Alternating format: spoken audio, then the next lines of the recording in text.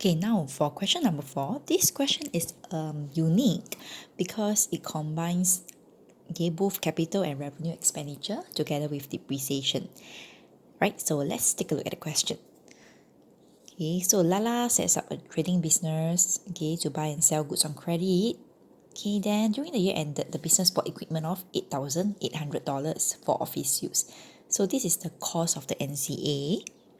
Okay, for A, they actually ask you whether it's a capital or revenue expenditure. Okay, let's look at this. This $8,800. Okay, purchase price of equipment. This is actually the cost of the NCA.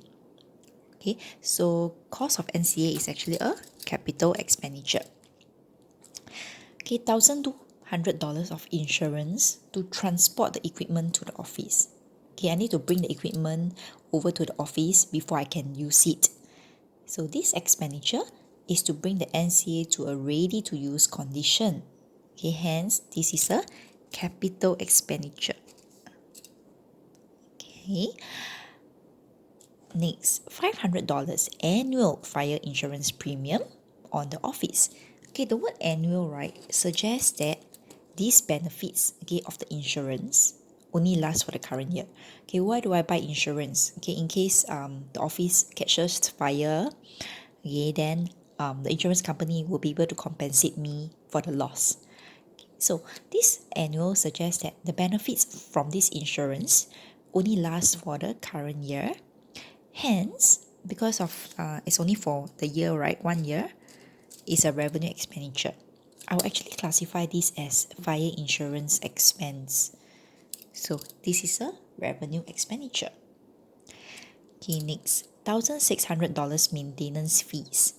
This maintenance fees is to keep the NCA in a working condition. Okay, look at what I underlined here. Hence, this is a revenue expenditure. Okay, so what is the implication of classifying as a capital or revenue expenditure? Okay, because we know that these two are capital expenditure, right? Okay, which means that actually the cost of my equipment is not 8,800, it's actually $8,800 plus 1,002, which is all my capital expenditure. Hence, my cost of equipment is actually $10,000.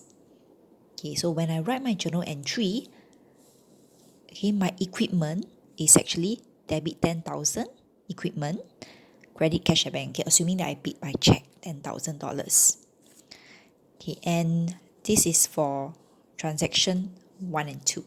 Okay, for transaction 3, because it's a revenue expenditure and it relates to insurance, I will actually classify it as an insurance expense. Okay, 500 credit cash at bank, assuming that I paid by check. Okay, for number 4, this is a maintenance fee and we have classified it as a revenue expenditure. Okay, so this will be debit maintenance expense. Okay, 1,006 credit cash at bank, assuming that we paid by cash at bank. Okay, so when the question says that equipment is depreciated at 25% per annum using the reducing balance method, when I'm calculating depreciation, I'm actually using the cost of $10,000. Okay, my cost is not $8,800. It's actually all the capital expenditure, which is $10,000 over here. Hence, when I do my depreciation, I am depreciating at 25% times $10,000. Okay, understand? Okay, let's look at part B.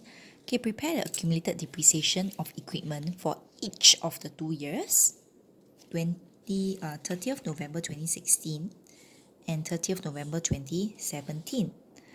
Okay, so I'm asked to prepare for 2 years. I will draw my timeline. Okay, 2 years, 30th November 2016 and 2017. Okay, and if my year ends on 30th November, the start of the year, okay, after November is December, right? Okay, so it'll be 1st December 2015. Okay, this is the first year that I'm doing it. Second year, 1st December 2016 to 30th November 2017. Okay, and because the question says that during the year they actually year ended 30th November 2016, okay, they actually bought this equipment.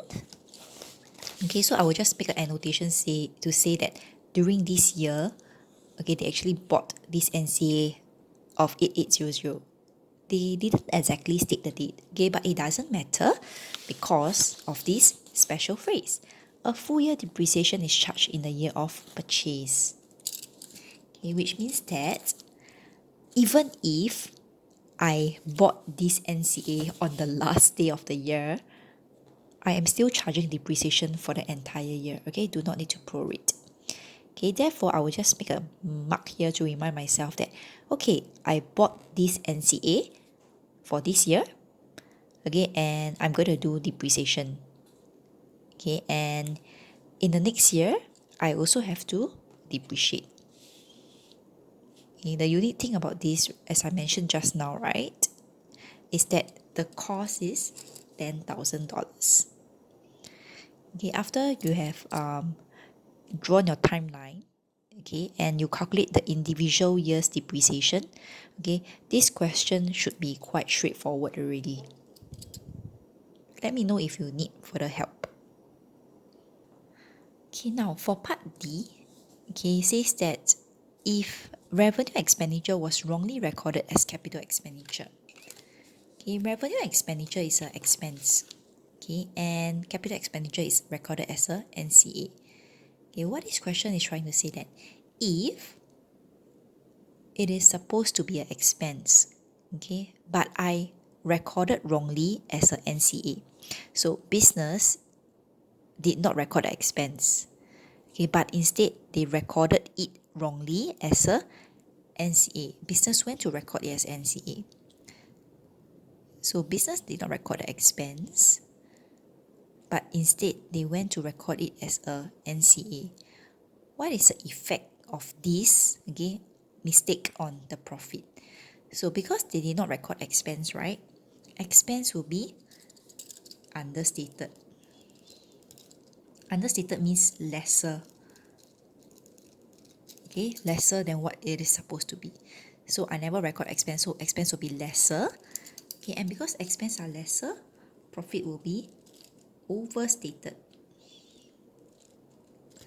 Okay, remember our formula. Okay, profit equals to income minus all my expenses. Okay, when expenses are understated, that means lesser, because of the inverse relationship, right? Lesser expenses, higher profit. Okay, because this is a negative, it's an inverse relationship. So the lesser the expenses, the higher the profit. So profit will be more than what is expected. So profit is overstated. Okay, similarly, because they went to record it as an NCA when it is not supposed to be an NCA. Okay, it's supposed to be a expense, but they wrongly wrote it as an NCA. So what happens to my NCA? NCA will be overstated. Okay, it's more than what is expected. Okay, that's all.